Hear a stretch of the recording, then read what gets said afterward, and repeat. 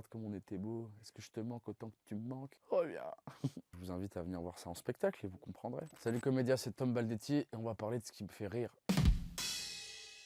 C'est quoi, genre, ta vanne préférée de tous les temps? Je pense c'est la blague de la glace au concombre. C'est une blague ultra validiste, mais c'est une blague de tonton. Vous voyez pas un groupe d'handicapés qui va tous les lundis demander une glace au concombre à son glacier. Vous avez pas la glace au concombre? Bah non, on fait pas de glace au concombre quoi. Et pendant des mois, tous les lundis, vous avez pas la glace au concombre? Et un jour, le glacier, il a de la peine, il se dit putain, demain ils vont revenir, je pourrais toujours pas leur proposer de glace au concombre. Et vraiment, il se bute toute la nuit, il cherche, il cherche des ingrédients, des recettes pour qu'au final, 7h du mat, juste avant l'ouverture, il a pas dormi de la nuit, il a réussi à faire une putain de glace au concombre. Il y a le groupe d'handicapés qui arrive. Vous avez de la glace au concombre? Le gars dit oui, j'ai de la glace au concombre.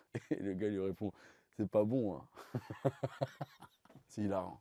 Voilà, c'est ma première blague de tonton qui m'a marqué. Qu'est-ce qui te fait le plus marrer avec tes potes? De quoi vous riez? Ah, le roast, bah, c'est notre langage de l'amour. Passer notre temps à se mettre plus bactère. Il faut que ce soit plus drôle que méchant. Mais comme je suis entouré des gens les plus drôles de ce pays, certainement, il faut les épaules. Des fois, on est obligé de faire des petites pauses. Bon, les gars, pendant les 3 prochains jours, je suis chaud de rester un peu seul, histoire de récupérer un peu de batterie. La gratuité dans la méchanceté, ça me fait beaucoup rire. Avec quelqu'un que j'aime très, très, très fort.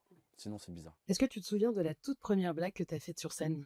Ouais, moi je suis monté sur scène pour récupérer une meuf, premier degré, qui m'avait quitté. On était ensemble depuis 2 3 mois et moi je disais ouais je veux monter sur scène. Et elle m'avait grave motivé, elle me disait mais écris des trucs. Donc j'écris un sketch et vraiment elle me tège genre 3 ou 4 jours avant la scène.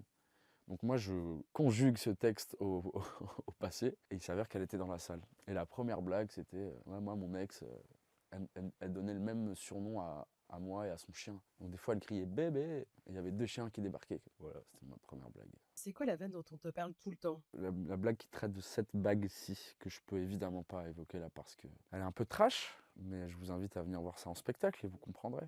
Ouais, j'avais une idée en tête.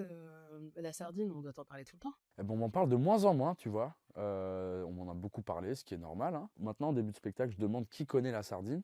Par applaudissement, ça représente un petit pourcentage. Et ça, je suis très content. Pas que j'aime pas la sardine, mais c'est pas ce que je suis. Et c'était un petit peu ma problématique, c'était de montrer aux gens que je ne suis pas un Marseillais caricatural.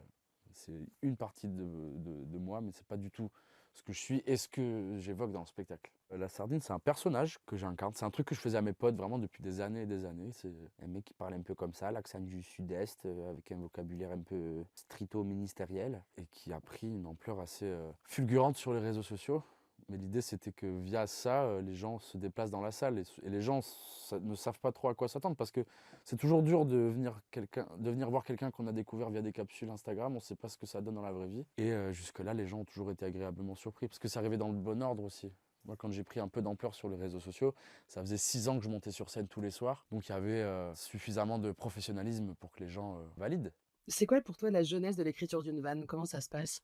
Bah, ça a un peu changé. Au début, je pense qu'on est beaucoup à faire ça. On se base de choses qui nous arrivent, qu'on voit, qu'on observe. Moi, mes premières années d'écriture, c'était ah, il s'est passé, j'ai entendu, j'ai vu quelque chose qui me fait marrer, je le mets dans mon tel et j'écris autour de ça. Maintenant, surtout que je suis en train de préparer mentalement et un peu sur papier mon prochain spectacle, c'est d'abord les sujets. Il y a des sujets que je veux aborder et autour de ces sujets-là, je vais essayer de trouver les blagues. C'est très différent, c'est pas plus facile, c'est une autre façon de faire. Mais je pense que cette façon de faire, elle arrive avec l'expérience. La mécanique d'une blague, elle vient en écrivant plein, plein, plein, plein. Je suis très pudique. Moi, je ne pars d'une blague que si je l'ai testée. Puis moi, je suis insensible. Moi, un mot de travers, je dors pas pendant une semaine. Est-ce qu'il y a une vanne qui t'a fait comprendre que tu voulais faire ce métier? Pas une vanne en particulier, non, non. Moi, c'était vraiment la pratique de cette discipline en elle-même. C'est que je me voyais, en fait. Je voulais faire partie de ce monde-là, quoi. Je voulais monter sur scène, faire rire des gens. Il n'y a pas une blague en particulier qui m'a marqué. Et t'étais quelqu'un de drôle à la base? Plutôt, mais je suis le moins drôle de tous mes potes qui font pas de stand-up.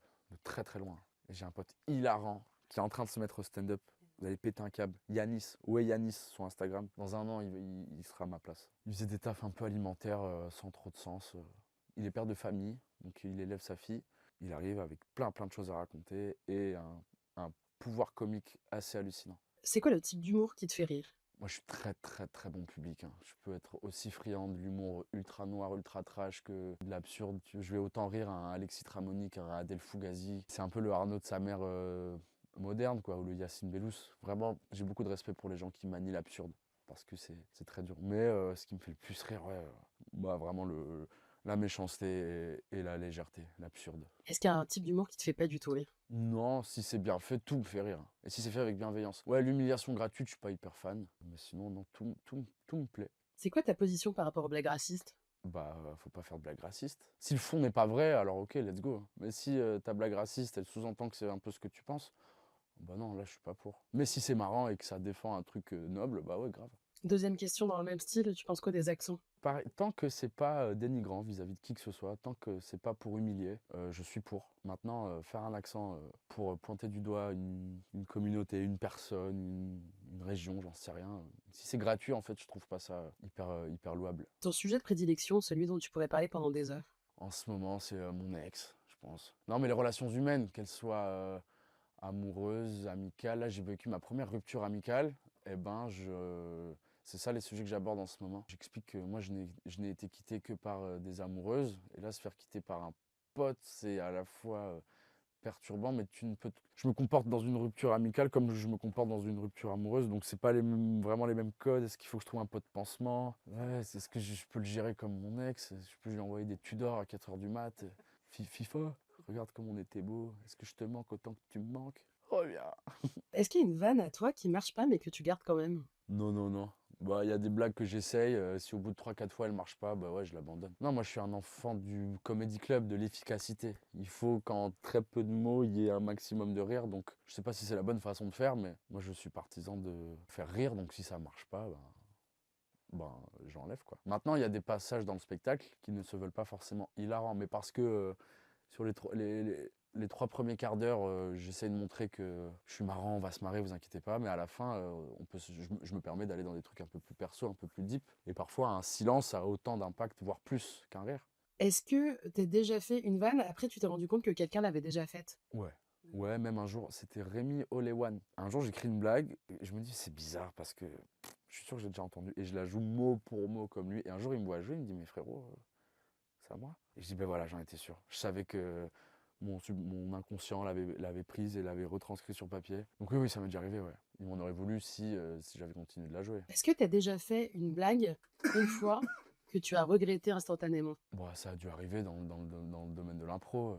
Un jour, il y a un couple qui rentre dans la salle que je vois pas parce que je suis ébloui. Et je dis, ah putain, t'es venu avec ta mère? Et vraiment, ils avaient le même âge. Et ça, tu regrettes, mais c'est parce que c'est de l'impro et que c'est le risque aussi, quoi. Et puis ça arrive au bout de 5 minutes, genre. Donc il reste 55 minutes à assumer derrière. Je pensais qu'à ça. À la fin, je me suis excusé platement. Au lieu de remercier la régie et tout, j'ai excusez-moi auprès de ce couple qui est venu se détendre et qui a pris un grand tir gratuit. Toi, tu fais de l'impro sur scène? Ouais, je fais de l'impro. À la fin du spectacle, il y a tout le temps un question-réponse. C'est ce qui me permet aussi de toujours garder l'envie de jouer ce spectacle. On pourrait penser que jouer le même texte tout le temps, ça peut lasser, ce qui parfois est vrai. Et pour ça, il faut le rendre un peu unique à chaque fois. Et les questions-réponses, en fonction de l'endroit où je suis, de ce qui s'est passé pendant l'heure, c'est jamais les mêmes. Donc les réponses ne sont jamais les mêmes. Et parfois, ça amène des scènes folles. Tu vois, quand il y a ma psy au deuxième rang, je suis obligé d'improviser dessus. Je savais qu'elle viendrait. Je savais pas qu'elle viendrait ce soir-là. Et je savais encore moins qu'elle viendrait au deuxième rang. C'est fou de faire ça.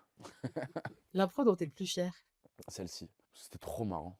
Pour finir, l'humoriste que t'aimerais revoir sur scène? Moi, je sais pas. Moi, je suis partisan d'être fier de la promotion dont on vient, on est un vivier d'humoristes ultra varié, riche, il y a des univers très différents. J'ai l'impression qu'on est une des premières générations aussi à vraiment se tirer vers le haut les uns les autres. Sans manquer de respect aux anciennes générations, je préfère souligner la mienne. Allez les voir.